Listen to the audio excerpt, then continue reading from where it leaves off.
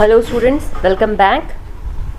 So today we are going to do a poem that is The Shed. अब shade का मतलब क्या होता है?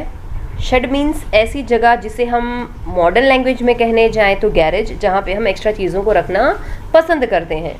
सेम तरीके से शेड होता है जिसमें कई लोग जानवरों को रखते हैं, कई लोग अपने एक्स्ट्रा सामान को रखते हैं।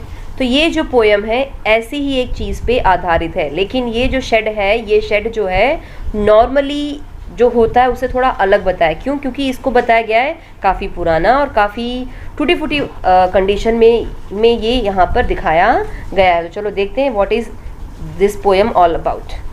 Do you know what a shed is? A cow shed, a tool shed, a wood shed. For example, it's a small room away from the main house for storing or keeping things, animals, tools, vehicles, etc. Ask your partner if he has ever seen a shed. Let him describe into the class. आपको पता है shade किसे कहा जाता है? Cow shed, tool shed, wood shed. Example अगर ले लें तो एक ऐसा कमरा जो हमारे मेन घर से दूर रखा जाता है, जिसमें हम चीज़ों को स्टोर करने का काम करते हैं, जिसमें वस्तुओं को रखने का काम करते हैं। जानवर हो गए, हमारे सामान हो गए, घर व्हीकल्स यानी हमारी गाड़ियाँ हो गई, इन सब चीज़ों को जहाँ रखा जाता है उसे हम शेड कहेंगे। तो यहाँ पे भी ये जो शेड है ये ऐसे ही किसी एक शेड के बारे में यहाँ पे डिस्क्राइब किया गया है कि ये शेड है क्या। अब ये जो पोयम है बेसिकली ये पोयम फ्रैंक फ्लिंट से ली गई है, इसकी कुछ लाइंस वहाँ से ली गई हैं। तो चलो देखते हैं ये पोयम में और क्या क्या बताने की कोशिश की है। Let's start with the first answer. There is a shed at the bottom of our garden with the spider's web hanging across the door. The hinges are rusty and creak in the wind. When I am in bed I lie and I listen. I'll open the door one day. अब यहाँ पे कवि कह रहे हैं कि मेरे घर के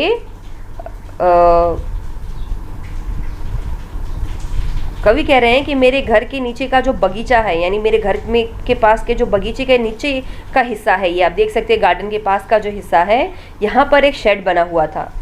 कवि जो है वो कहते हैं कि एक दिन मैं ज़रूर इसे देखूंगा। शेड के दरवाजे की बात करें, यानी ये हिस्से की अगर बात करें तो यहाँ पे मकड़ी ने, स्पाइडर जो होता है, उसने एक जाला बना के रखा है और जब भी थोड़ी बहुत हवा चलती है, क्योंकि ये खिड़कियाँ बहुत पुरानी हो गई हैं, तो उसके जो दरवाजे हैं, जो ये विंडो के डोर्स हैं, वो अजीबोगरीब सी आवाज़ पैदा करते हैं। तो अक्सर कवि जब बिस्तर पर लेटे हुए रहते थे तो इसके बारे में वो सोचा करते थे, क्योंकि ये शेड कैसा दिखाया गया है, काफ़ी पुराना बताया गया है, टूटी फूटी हालत में है, दरवाजे पे मकड़ी का जाला है, दरवाजे जो खिड़कियों के हैं वो पुराने हो गए, इसमें जंग रस्ट लग चुका है और जब हवा चलती है तो अजीब सी चेंचू वाली आवाज़ ये पैदा करता है। आगे देखते हैं क्या कहा जा रहा है। वो ये बोलते हैं कि जब मैं बिस्तर पे लेटता था तो अक्सर मैं इसके बारे में ही सोचा करता था। किसके बारे में?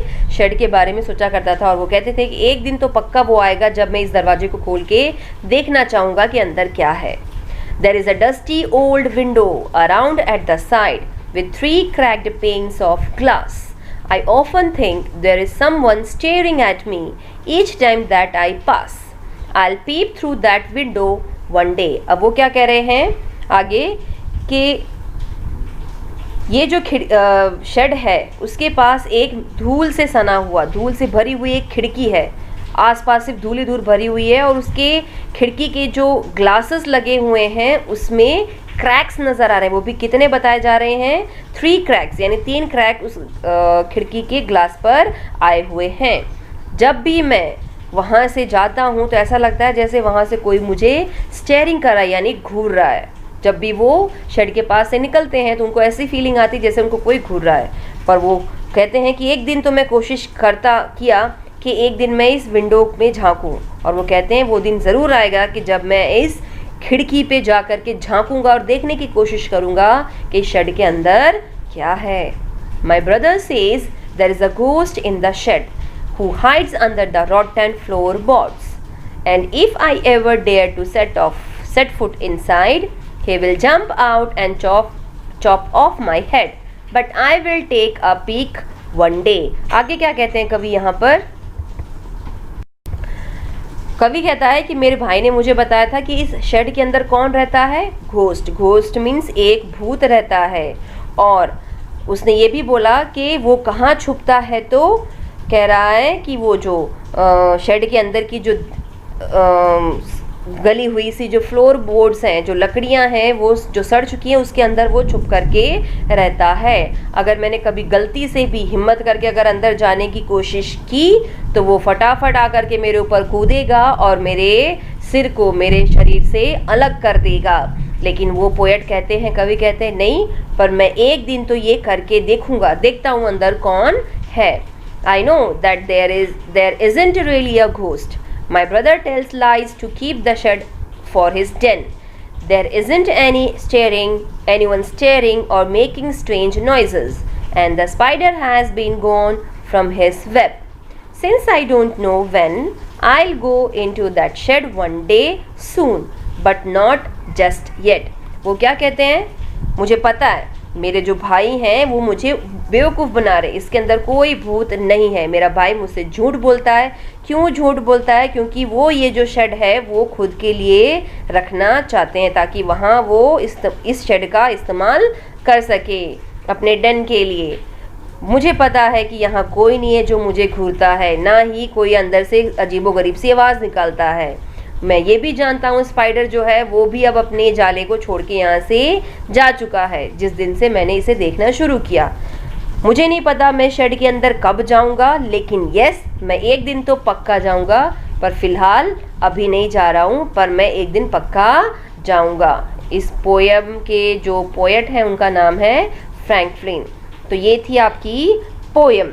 अब आप देख सकते हैं कि इस पोयम में सिंपली ये बताया गया है कि भाई भूत नाम की कोई चीज़ नहीं होती है। जो चीज़ें पुरानी हो जाती हैं उसमें जंग लग जाते हैं, उसमें मकड़ियों के जाले लग जाते हैं, चीज़ें खराब हो जाती हैं। इट डजंट मीन कि यहाँ पे कोई भूत रहता है। तो ये थी आपकी पोयम द शेड। हमने अभी देखी शेड की, द शेड पोयम की जो समरी थी वो। अब हम इसके मीनिंग्स एंड क्वेश्चन आंसर्स को समझने की कोशिश करेंगे। पहला जो मीनिंग है वो है dare, to be courageous enough to try और डू समथिंग। किसी भी चीज़ को करने के लिए जो हिम्मत होती है या कोशिश होती है उसे कहा जाएगा डेयर। जैसे एग्जाम्पल देख लें, how dare you to insult him publicly, तुम्हारी हिम्मत कैसे हुई पब्लिकली उसे उसकी बेइज्जती करने की। Then comes chop off, remove by और एज इफ बाय कटिंग, हटाना या फिर कट करके उसको वहाँ से रिमूव कर देना, तो उसे कहा जाता है chop of. The wood cutter chop the tree with his ex, जो पेड़ काटने वाला था उसने पेड़ को एक्स यानी कुल्हाड़ी की मदद से काट करके हटा दिया। Then comes the third meaning, that is ghost, a mental representation of some haunting experience. मानसिक तौर पे जो हम चीज़ों को इमेजिन करते हैं, भले वो डरावनी होती है, हमारा जो अनुभव होता है उसे कहा जाएगा ghost. Vijay Singh met a stout ghost while entering the haunted desert. जब विजय सिंह हॉन्टेड डेजर्ट यानी जहाँ पे लोगों ने मनगढ़ंत कहानियाँ बनाई होंगी कि ये भूत वाला एरिया है, जब वो वहाँ पे घुसते हैं तो उनको एक अजीब सा भूत वहाँ पे नजर आया। तब अब फोर्थ जो मीनिंग है वो है hide, prevent from being seen और डिस्कवर्ड। किसी चीज़ को ढूंढना या फिर किसी चीज़ से दिखने की कोशिश जो करना होता है उसे कहा जाएगा हाइड। जैसे एग्जाम्पल देख लें, she hid herself behind the curtain, उसने अपने आप को कर्टन के पीछे छुपा लिया। आगे देखते हैं हमारे इसके जो क्वेश्चन आंसर्स हैं वो, जिसमें पहला आ रहा है, who is the speaker in the poem. इस कविता में बोलने वाला कौन है, तो वो है the poet. Answer is the poet. Is he afraid of curious और बोथ, क्या वो डरा हुआ है या वो बहुत एक्साइटेड है या दोनों। Yes, he is both afraid and curious. हाँ, वो डरा हुआ भी है और साथ के साथ वो काफ़ी ज़्यादा एक्साइटेड भी है कि नीचे शेड के अंदर क्या है। Third question, what is he planning to do soon, वो क्या प्लान करता है जल्द करने की। He is planning to look into the shed soon, वो क्या प्लानिंग करते हैं, मैंने बार बार समझाया आपको कि वो शेड के अंदर बहुत जल्द जाएगा और देखेगा। Then the fourth one, but not just yet, suggest doubts, fear, hesitation, laziness or something else. Choose the word which seems right to you. Tell others why you choose it. But not just yet, इसके अलावा, पर अभी नहीं, इसके अलावा doubt शक करना, डर होना, झिझक महसूस करना या आलसी होना, या इनके अलावा कुछ ऐसे शब्द का इस्तेमाल करो जो आपको लगता है इस फ्रेज की जगह पे हम यूज़ कर सकते हैं और आपने इसको क्यों चूज़ किया उसका आंसर दीजिए। द फ्रेज सजेस्ट हेजिटेशन यानी झिझक। He hesitates to expose his brother, he wants to keep him away from the shed. वो नहीं चाहते हैं कि अपने भाई को किसी भी तरीके से नुकसान पहुंचाएं, इसीलिए वो इस शेड से दूर रखना चाहते हैं। अब बात करते हैं शॉर्ट क्वेश्चन आंसर्स की। पहला आ रहा है, where is the shed located? Shed कहाँ पे आया हुआ है? तो मैंने आपको पहले ही बताया था, जो उसके कवि के जो गार्डन का एरिया है उसके बॉटम में आया हुआ है। What does the poet listen when he is in bed? जब पोएट बेड पे होते तो वो क्या सुनते हैं? Creaking sound of the door, दरवाजे का जो ची ची करने वाला जो साउंड होता है, एक अजीबोगरीब सा जो साउंड स्प्रेड होता है with the help of wind, वो सुनते हैं। According to poet's brother who lives in the shed? कवि के भाई के अनुसार शेड के अंदर कौन रहता था? तो वो है घोस्ट।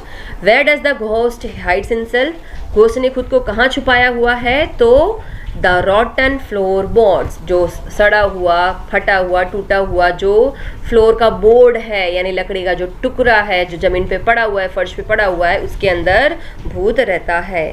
तो ये थे आपके पोएम द शेड के मीनिंग्स, उसका सेंटेंस एंड उसके question and answer. I hope आपको पोएम और उसके सारे सॉल्यूशंस अच्छे से समझ में आ गए होंगे। प्लीज़ चैनल को लाइक करिए, सब्सक्राइब करिए और शेयर करिए, ये फ्री में है। Thank you.